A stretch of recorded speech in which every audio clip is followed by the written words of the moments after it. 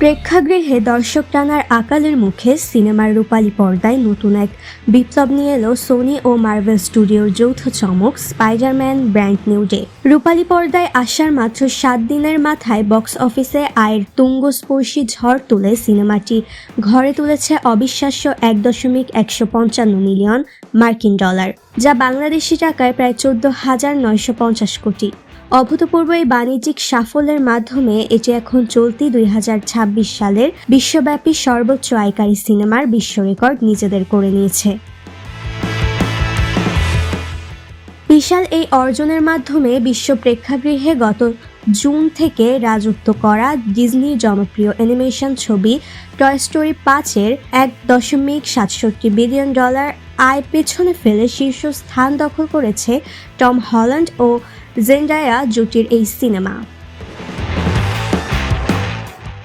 আন্তর্জাতিক সংবাদ মাধ্যমের সূত্র মতে, টিকিট বিক্রির মাধ্যমে চলচ্চিত্রটি মার্কিন যুক্তরাষ্ট্রের অভ্যন্তরীণ বাজার থেকে ইতোমধ্যে $449 মিলিয়ন এবং বিশ্বের অন্যান্য প্রান্ত থেকে $706.3 মিলিয়ন আয় করেছে। মুক্তির পর থেকেই প্রতিদিন আয়ের আগের সব ইতিহাস চুরমার করছে এই মার্ভেল প্রজেক্টটি।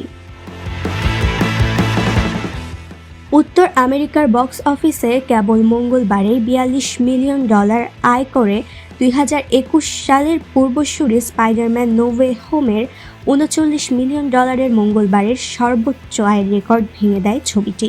একইভাবে এর আগের দিন সোমবারে $47 মিলিয়ন বিকিকিনি করে 2018 সালের সারা জাগানো ব্ল্যাক প্যান্থারের $40 মিলিয়ন মাইলফলক টপকে যায় এটি।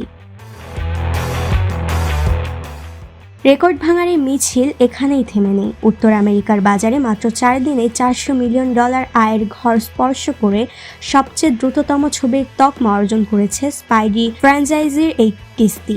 পাশাপাশি বিশ্বজুড়ে মাত্র 6 দিনে $100 কোটি $1 বিলিয়ন গণ্ডি পেরিয়ে ইতিহাসের দ্বিতীয় দ্রুততম সিনেমার সম্মান অর্জন করল ছবিটি। Maisha Anjum, moon Times news.